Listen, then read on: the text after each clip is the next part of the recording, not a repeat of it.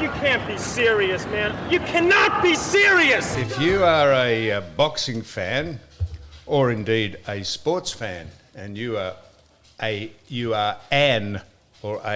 patriotic Australian, we have a very special guest we're about to speak to, and if you hear loud panting going on, it's not me or our guest or anyone else that's in here that's got excited. Sue Stanley OAM has brought her dog in, and it pants like the spirit of progress. It could pant the house down. So if you hear that, that's not anyone else, that's an animal. So we have with us a man who's about to embark on a world title fight in Las Vegas. I'm going to tell you when he's going to embark on a world title fight in Las Vegas. And no, I don't want you to. I've written it down. I just want you to show that I'm holy. March the 31st in Las Vegas. And he will be on a card, the same card as Tim Tszyu, who's going over there to fight for another Australian world title, another Australian. And we have with us, we have the great John Locko, the ex-Lord Mayor of Brighton and general bon vivant around the world. John Locko actually has the name of the unknown soldier. He knows everyone. We have Sue Stanley OAM. And we have Michael Zarafa, who's sitting opposite me, and his father, Manny, is here with him. I don't know where your missus is, Selena, but she's not here. I presume she's not here just for work commitments. Nothing's happened since I saw you last, has it? Correct. No, very good. Work. She's working away. And I should say, we have spoken to Michael before on the podcast, and I think I rang him once. He very graciously took the call after the schmozzle that never went ahead with Tim Tszyu after the COVID fracas that went on, and about so we've covered all that. So welcome, Michael. Now, this is what you dream of, and this is what you've prepared for, I presume, since your dear old dad Manny let you start boxing. 24 years. Yeah, I started when I was 7 years old, and like I said, it's been a long journey, but we're here now. And March 30, we go over to Vegas and we fight 12 rounds against Lara for the world title. So I'm looking forward to that. So, John, anytime you want to ask a question, jump in. So Lara is a 41-year-old man, and we'll call him a man in this day and age. You're never sure, Manny. When we were growing up, mate, you're either a man or a woman, but this could be Mr. Lara could be anyone, and I'm sure he's not. And he's had 29 fights. 3 losses and 3 draws, as opposed to the great Michael Zarafa, who's had 32 fights for 4 losses. So we're pretty evenly matched statistics-wise. I want to know, and I've read a bit of the pre-publicity about you're more hungry than Mr. Lara. How can you be more hungry than a man who is the world champion and wants to stop you taking his title off him, Michael? Well, he's been there before and he's done it. You know, he's held the title for numerous years now, and I've yet to taste, you know, the world championship belt. So for me, I've been training for 24 years for this opportunity, and you know, for him, it's he's been there, done that. For me, I'm yet to be there, like I said, and you know, I'm ready to take it off him. You know, it's my time now. Now, we are over here in Australia a very, you are and we are a very big fish in a small pond. Manny, you'd say that, wouldn't you? Yes, we are. But when you go over there, this is a whole new world. They reckon there's about 160 million people will watch the fight or download it or pay to watch it. We'll get on to, I hope you're getting a slice of that. So this is, we're in a whole different ball game here. It's all right to be physically good at something, but the mental and spiritual side of it, mate, is probably what'll get you through. Have you ever thought about that? Yeah, like it crosses my mind, obviously, when you go into, you know, unfamiliar territory. But I've been there before and I've had to acclimatise, and you know, it's just another day in the office for me. Like I said, I've got a job to do, and you know, I'm in camp already starting, you know, 10 weeks out. So preparation is on point. I'm working the body and the mind. I'm seeing a sports psych once a week. Are you? Just to program the mind that little bit more. You know, every percent matters, and especially in a fight like this. So for me, no stone will be left unturned, and it's time to just go out there and be me and give it 200%, and whatever the outcome is will be. What's a sport sports psychiatrists tell you to do to focus on? Just be present. That's the key, is be present. People that think in the future, you give yourself anxiety. People that think, in the past, you get the depression about it. So for me, just being present and, knowing what I've got to do and being in the moment. A lot of people, already thinking about the fight 8 weeks from now, and, you get anxiety because you're thinking about what could go wrong or what could go right. And today's today, and I just get through today, and tomorrow's a new day, and just be present. So that's a very interesting thing you say about, not you necessarily, but you mentioned it, about being depressed if you fail. You watch the tennis players who fly out here and lose in the first round, and they think, gee, where's my career going? You watch anyone who fails or gets beaten in sport, and you never think of how that depresses people. So have you suffered with depression in boxing, not in the rest of your life? No, not at all. Not at all. I've never really. Always proactive? Yeah, always just trying to stay positive. I mean, you have your good days and your bad days, and sometimes some days are worse than others. But I just try to stay present. Even if you think about anything in the past that's good, you'll get sad about it because you want to go relive that time. And anything that's in the future, like I said, you give yourself anxiety. You're thinking about what could go wrong or what could go right. So for me, like I said, you wake up, and every day I wake up sore, tired, can't be bothered. Motivation probably hasn't kicked in, but it's just that will to win, and you just got to do it. So, Michael Zarafa, have you thought, have you thought your career is on the line on the 31st in Las Vegas? If it doesn't go your way, then what? You just do it again, and this is not a defining moment in your life, is it? Look, a lot of people say it would be. I've fought everybody. I've been all around the world, and this is the world title now. But for me, I'm a very hungry fighter and competitive. So God willing, if it didn't go my way, I'd bounce right back and try to fight the next guy. And this is all I've got. I don't have anything else to go to. So for me, boxing and fighting is my life. If it doesn't go my way, I'll just have to bounce back and fight the next guy. Good. Now, so you said that you're motivated particularly by, these are your words, the crap that you've gone through and the lies and the haters. What lies of people? Why do people hate you? Are you a braggart? Your term is the pretty boy. Pretty boy. That's what your nickname is. Why do they hate you, or what lies do they tell about you? I've been put out to the media that I'm the villain, which I'm okay with. I mean, the villain always gets paid, and the villain gets hurt. In every sport, there's a bad guy, and I'm more than happy to be that guy. But obviously with that stuff that happened with Tim Tszyu. Just over that, was that? Yeah, about a few years that, back. I've never shied away from a fight. I fought everybody. I've been all around the world and fought bigger names than Tim Tszyu in worse conditions for less money. But the fact that they were saying that I ran away from the fight.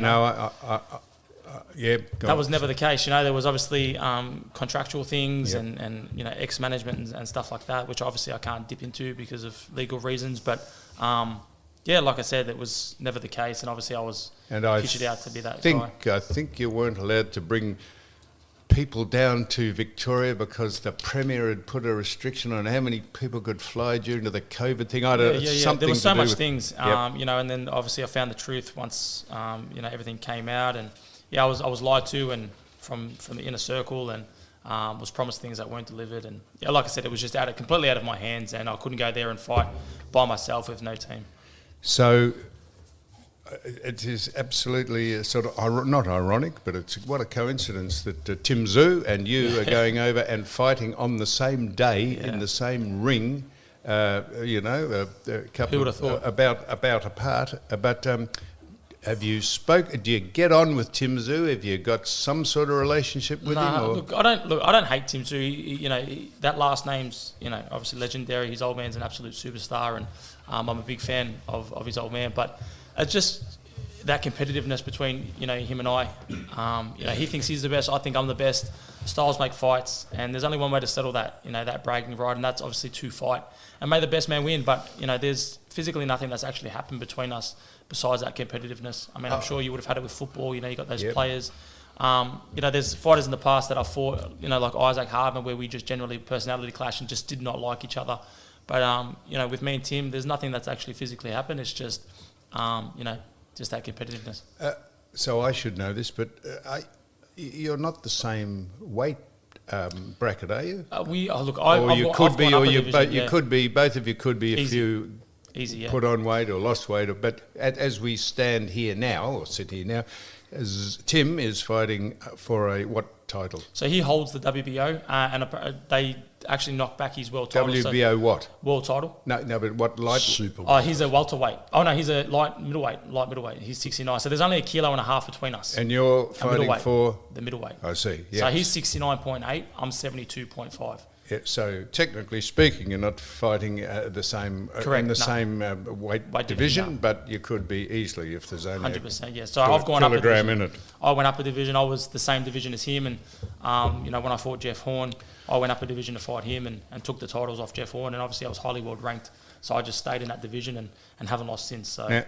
Now, Manny, don't think you're going to sit there and just look at your son. I'm going to ask He's going to be you. nervous. Now, speak into the microphone. No, I'll pretend you're Don Scott. Now, speak into the microphone. Yep. So, Manny, you'll be going over, I presume. I presume I would be, yeah. I'm hoping I would be. No, you're being facetious. You're definitely going over. He's got to come. There's no. Come into the microphone, Manny. Where you're going to you might some gold might come out of your mouth there. We want to hear it. So we get to the airport, and Mr. Zoo, Tim, is checking in his bags over here at this carousel, and Michael's checking in his bags, and we get onto the plane, and he's in 1A up the sharp end, and Tim's in 1B over the other side of the aisle. Is that likely to happen? And if it does, Manny, you'll be in between them both. Do you think? Well, I'll just be me and Michael. You might be down in coach down the back. Well, Yeah. probably it will never happen. But if it does, No, that's right. I'm pretty sure they're both mature enough to They get are. onto the flight and get off the flight the way they land. And from a parental point of view, Manny, what have you told your son? What have you told him about life and about this opportunity, or have you just kept out of it? Well, yeah, pretty much kept out of it. The main thing I've told him, he's worked pretty hard all the life that he has had, and to just give it 100%, 110%, and whatever decision is made at the end, it's you've given it 110%. You can't ask for anything more.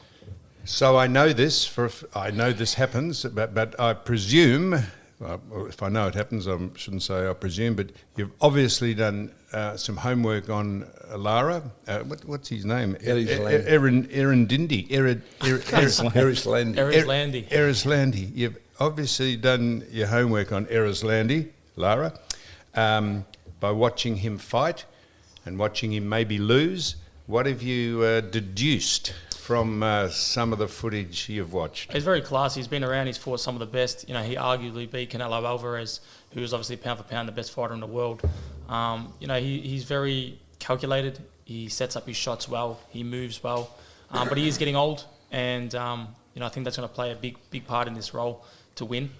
Is just his work rate. I don't think he's the same fighter he was 5 to 8 years ago that he is now. So I'm going out there, like I said, to upset that and bring a heavy work rate, and hopefully it doesn't go the distance. So conversely, have you watched the people that have beaten him to see is there some sort of pattern with the 4 people that he's lost to? I think he's lost to 4 people. 3. He's lost to how many?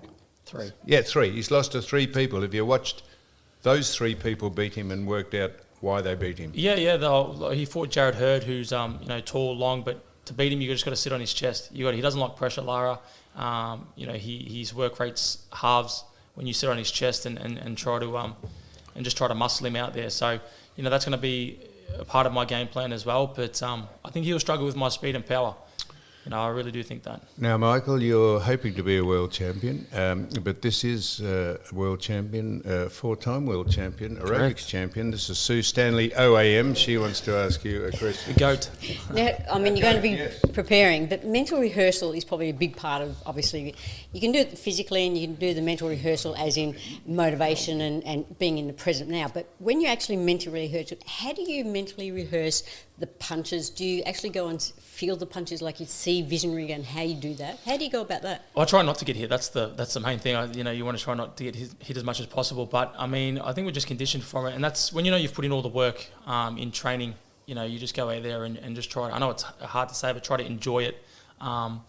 over the years of 24 years of getting hit, your body just gets conditioned from it. So you didn't do any, like if you see like an uppercut, do you do an uppercut, or then when you see an uppercut, then you do a round, do you do try a to put sequence? you try to put your punches together. In training, you're working out combinations and game plan. Yeah. And like I said, if the game plan, like if you see his head always dropping down to that right, and it's a common mistake he's making, or a common movement he keeps doing. Yeah, we try to set game plans where like the uppercut hook will come. So there's no real rehearsal. It's actually you've got to play it as it comes. Yeah, so you've got to see it and take it. There's no because you don't know what's going to happen. You're going in there to open water really, and you don't know what he's going to bring. And when, like with the tennis just been on, generally the opposition can see the angle of the hand and see where the ball's going to be placed. Can you see the puncher? Is it that quick? Depending on the fighter, yeah, but sometimes it's that quick. And if you've got a fighter in like Lara who is always setting up game plans and changing his style and his motion and winning, it's a different fight. You've always got to change it every round. For 36 minutes. Mr. Locko. Michael, can you take us back to September the 12th, 2015? As a 22-year-old in New York City, you fought for a world title. You fought Peter Quinlan.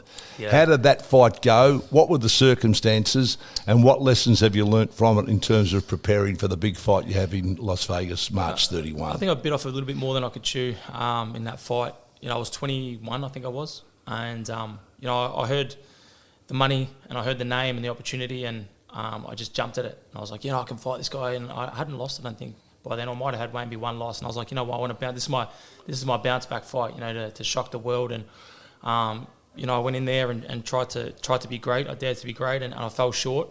And I felt like I was winning the fight. I felt like 5 rounds in, I was up a round, I was catching him. But the guy was just too big, too strong. I fought a guy who was 32 fights, 32 wins with 31 knockouts. At 21 years old, I think I was only like 17 fights in, and obviously the quality I was fighting to the quality he's fought was on 2 different levels, and it didn't end well. I ended up getting knocked out in the 6th, and I learned a lot from that fight. In terms of dehydration, time of arrival before the fight, that sort of thing? Yeah, look, I never like to make excuses, but look, that played a huge role. I was super tired. I mean, I was only there for like 3-4 days prior. Even for the press conferences and stuff like that, they were driving me around 4 or 5 hours, and it was a nightmare. But again, Peter Quillen beat me on the night, didn't go to the decision, so he got the win clearly.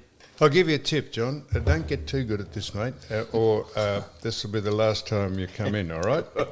Gotcha, Sam, I've heard you. Go ahead, anything else? Well, I was going to say, in terms of your preparation, you go into camp now 8 weeks out. Are you a fan or not of the heavy-duty sparring? Because sparring has tended to change its nature over not recent times, over a considerable period of time in boxing, where it's now more heavy-duty than it ever was.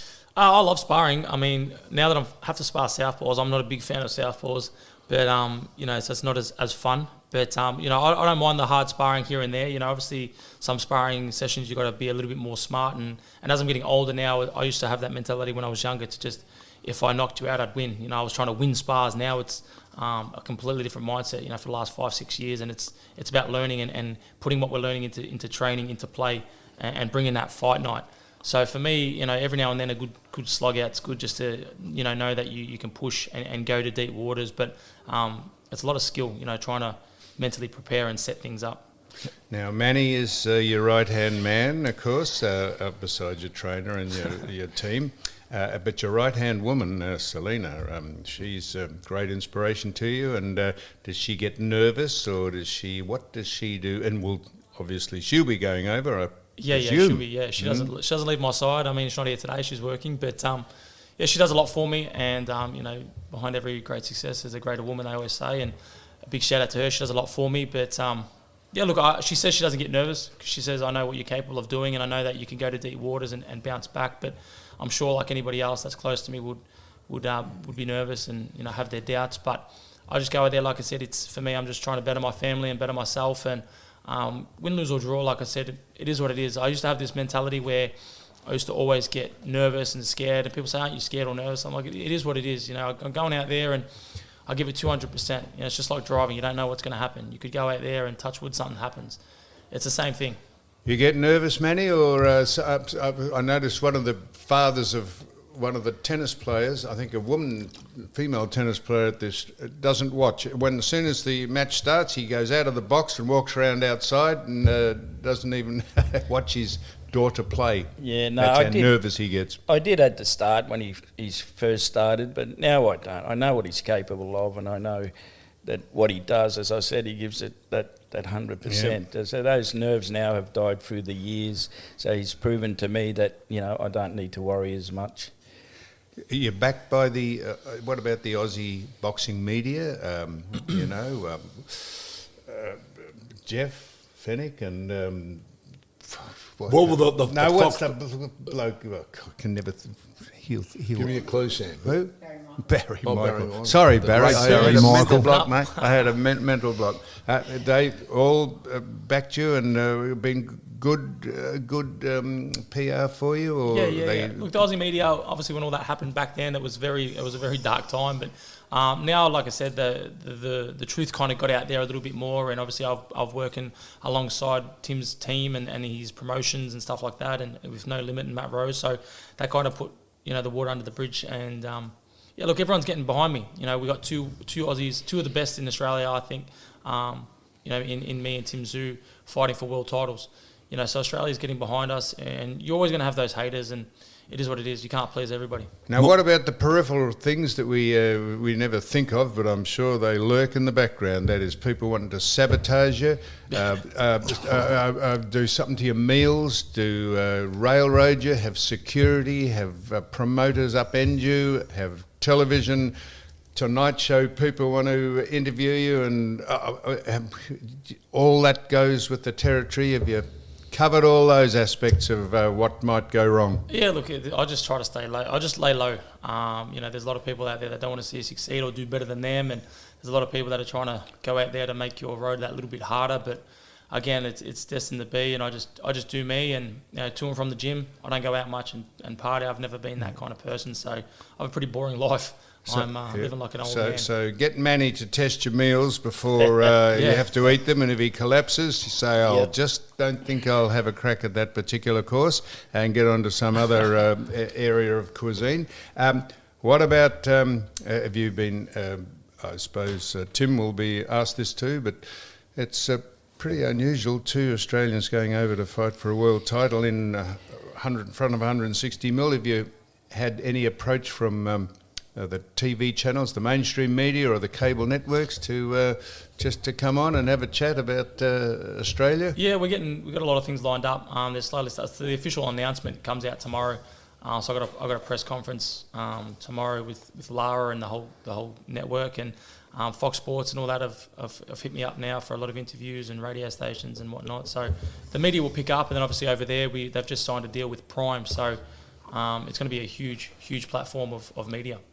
Michael, who's in your corner and how heavily do you rely upon them? So I've just got recently a new team in America, Nonito Donaire, who's a former world champion, probably one of the best besides Manny Pacquiao to ever come out of the Philippines. And, he's been in there with the best names in the world. So I've got him and his team, and, we are super close. And I had the pleasure of meeting them last year and the year before that, actually, at the WBA convention. And we got along and we just clicked, and he said, look, I can really add to your team, and I'll be training out of Las Vegas with multiple world champions, and I feel like this is the team that's going to do it. It's going to derail Lara. And you've been making trips to Las Vegas on and off to enjoy training camps with those people? Correct, yeah. And now this is the one where it's going to count. We're going to go over in the next 2 or say 3 weeks, and then do a proper acclimatise, and 5-6 weeks. So I've got plenty of time to adjust and get everything underway. Any tutelage from the great Freddie Roach along your path, Michael? Yeah, we still talk, me and Freddie, and his 2IC Ernie, who actually messaged me 2 days ago,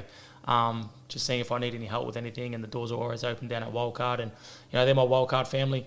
As much as I'm not there for this camp, they'll always be my family down there, and they always reach out and get behind me for every fight, and sending my love to the boys down there. And currently about 2 Ks over the 72.5 limit for the middleweight. No problems with weight at all? Not at all. I'm always a professional when it comes to weight. I'm always jumping on the scale every night and making sure that I'm not over and I'm under, and It just makes things a lot easier. So because I enjoy food, I don't like restricting myself, and if I want to have a bit of chocolate or sweets, I can.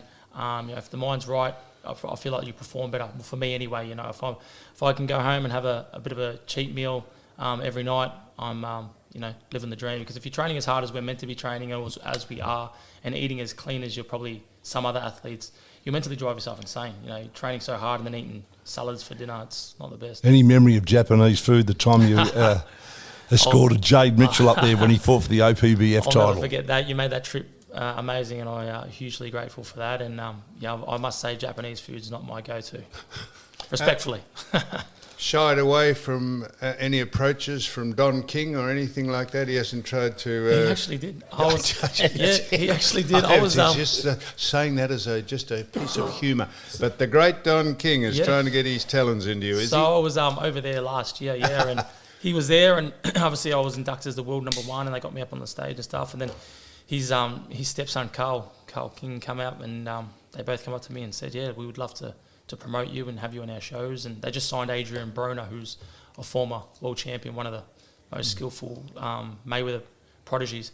And we declined that. But it was nice to be approached. Did they actually give you a tangible offer, or just were just feeling testing the water? He said, "I'll make you a very wealthy man." So I just, for me, along with him, correct? Yeah. So on that, do you have a team of lawyers or attorneys, or do you have a particular people from the law side of it that go over the contracts with a fine-tooth comb and read the small print and how big are the contracts? Correct. And that'd be pretty vital to do that. I never did have those, because I was always I trusted pretty much everybody, which was first mistake I made. I learned that pretty late in my life, which I'm super not happy about. But now we've got lawyers, and basically every time I sneeze, it goes through lawyers, and everything has to be professionally done, because now the money, it's big money, and everyone wants to put their hand in the pie and grab a slice. So at the moment now, we've got everything being read and looked over. So, Michael, we feel pretty privileged, John, don't Absolutely, we? Because I'll tell you why, beside him going over to fight for us, we're preempting the announcement of this. This is going to go out on our podcast today. And scooped it, Sam. We have scooped it thanks to Mr. Tonic, or you. Thank or you, Sam. Manny, or someone, or maybe you, Sue, I don't know. But so we feel very, very privileged to be doing this. Now, I just want to have you ever modelled yourself on anyone as people of the great fighters, whether they're in your weight category or not? Have you ever looked at someone and thought, that's the way I want to fight, or is it just a thing that's innate? It comes from your dad and your mum. Nah. Yeah. I don't know. I just try to be me. There's a lot of fighters out there that try to imitate Mike Tyson, and just like the great Sam Solomon. Trying to be his style, it's never going to happen. That's Sammy's style, and it works for him. And I feel like just being yourself, and that's all I've done. I've just gone out there and just been Michael Zarafa, and if that doesn't work, that's God's plan. Are you a fan of the current trend of ice bathing, Michael? Yeah, lately I've been doing it flat out. I would do it twice a day. After my first session and straight after my second session.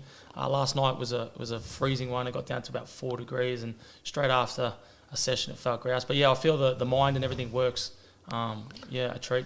Just on that, I know John Locko and Johnny Van Wisser. They can lie in an ice bath, I know this, for 45 minutes. If someone told me that's good for you, I'd like to know the reasons why that's good for you, John. Well, Sam, you've actually sold John Van was short, because 45 minutes is half an hour short of his of his record. So, but he has something wrong with him. And I have got it all on footage. Johnny's laying the full ice bath, for an hour and 15. I've seen Holy it. mackerel. And he's one man that, I just, like you said, he's crazy. He is a freak. He's a phenomenal athlete. And no, I beg to differ there. He's the sanest, loveliest person I've ever met. I've had the pleasure. Not the least bit crazy, John. I've had the pleasure of meeting him, and he's an absolute champion. But in terms of his mental, state and going to his competitions and stuff like that, I've never met anybody on that path. Don't defend John Ben, mate. He is anyone who would lie in an ice bath for an hour and a half. There is some there is something subhuman about him. And I know I love him. You know, We know you but do, Sam. You've been a seriously, massive supporter. That is extraordinary. Now, what? Michael. I was trying to look at the next question. Oh, now I've left this, Michael. Thank you, Sue. And thank you to Manny. I know that. Sue said I've Manny forgotten your Pacquiao. name. Michael, I've left this to the last. What might we get out of this fiscally? Financially, if you took the title, what might it be worth to you, or don't you want to say that? Look, it's a good payday. It's well and truly 6 figures, but winning this belt, it's 6 figures. Yeah, and then it goes into sevens. And you get a slice of the pay TV thing, or is that all just that's nothing to do with you? No, it is. We're still in negotiations, and the contracts haven't officially been. So, I mean, the fight has, but in terms of that deal, hasn't. And but yeah, like I said, we win this fight and we step it up into the 7 figures, which is. And who checks, John? You might say this. Who vets the referees? Because if it comes down to human judgment or human being paid, human corruption, do you have a say in who referees the thing? No, sadly, when you go overseas, that's just how it's the sanctioning body. Yeah, it's the sanctioning bodies, and by luck, if they want to throw an Aussie in there, which I very much doubt, I'm pretty sure it'll be 3 Americans, maybe even a Cuban for him. But well, hang on. So a Cuban for him. That you should veto that, can't you? Veto that? Nah, we don't really have a say. It's basically this is it. You shut up, get in there, and get your Well, chances. why would they put it? Why would a boxing federation put a countryman of the person who's fighting in to be a referee? That is just asking for controversy. Surely, Johnny will probably get answer. He's been in the corner for the great king. Well, we saw that with Sam Solomon. In the end, Sam, you've just got to cop what you served, otherwise the fight doesn't happen. And when Sam won his world title in Dusseldorf in 2014, when he beat the drug-enhanced star Felix Strum, that fight was on and that fight was off, and it was on and off, an hour before it actually eventuated. So it's a very controversial circumstance. In the end, you either step up and fight and take what you find, or you don't fight at all. Correct. Yeah. And fighters will step up and fight. Now, I've met you a couple of times. I've got a feeling you've got more ink. More ink has been put onto the body since I saw you last, or maybe you were wearing a long sleeve shirt the last time you came. I am. Yes, you've got. Who have we got? Is that? It's all religious. Religious. I had some tribal last time you met me, which was a bad decision when I was a young lad. But so you're a believer. Yeah, I am. Yeah, I'm Catholic. I've Yeah. been brought up the Catholic way. I mean, everyone could be a little bit more religious, I feel. I'm not a preacher, No. but come fight time and whatnot, I get pretty religious. And As someone said when bloke crossed himself in the ring as the bell went, he said, "Does that do any good?" He said, "Not if he can't fight it, doesn't." well, that's exactly right. It's that extra 1% like everything else. Yep. I just go in there and That's a belief in the back of Yeah, your it mind just that makes someone's correct. with you. Correct. Even if it doesn't go your way, at least you come out healthy. If he does, he might not give you the fight, but he'll keep you healthy. Well, what do you reckon, Johnny? And Sue, that's fantastic. And Manny, Just one question before I go. Michael, you win, and we want that to happen, and we want Tim Zhu to win, and it sets up a magnificent contest between you two. Where is the likely venue? Well, that's the biggest fight at the moment, and the promoters and my promoters and everyone wants that fight to happen, and to unify for the world title will be huge. And he said he doesn't want to come to Melbourne back then, and I said, well, I don't want to go to Sydney. Obviously just to play the same game he's playing, so probably be in a neutral, state, whether it be Brisbane, Perth. And it would be for your middleweight title, presumably. Correct. Yeah. So we meet halfway as a catchweight, because he holds a belt, I'll hold a belt, and we catchweight it at 71 maybe. That was the very last question I was going to ask. Sorry, Sam. No, because I'd forgotten to ask it. So, John, say welcome to John and goodbye to him, because he'll never be on again. So people have heard him for the first time and the last time. So thank you, John. Thank you, Sam. So we'll obviously be able to pay $69, won't we, on March the 31st, or that'll probably be the 1st of March, April, won't it? April Fool's Day. Yes, There, it will. me speaking Correct. off mic, Don. Correct. April Fool's Day. Let's hope that's not Newman. So we'll be paying $69. We might all come and watch it on this thing here. Look, that'll be That'll like be being good. in the ring. That's the biggest television I've ever seen there. We've got that in the warehouse here. So Michael and Manny, Michael Zarafa and Mr. Manny Zarafa, thank you so much for coming in. Pointless using those glib, trite things saying good luck and we hope you bring the belt back. Why would you bother saying that, John? We might even go to Las Vegas, Sam. We might? We might even go, Sam. Might we? On what basis, John? To watch Michael fight. No, you idiot. On what? What Well, we're fans. to get a ticket in the be packed out. Where is it actually? So it's T-Mobile Arena, so it's huge. Yeah. What do they do? Vegas. What do they do there? They play basketball there, do they? Or They do gridiron, or yeah, what? all the biggest fights. Canelo's fought there against Yeah. Triple G, and they do all the huge stadium Events. Yeah. Michael Zarafa, thank you so much for coming in, Manny. We wish you all the best, of course, and we can't wait till the 31st of March. Thank you. Thank you.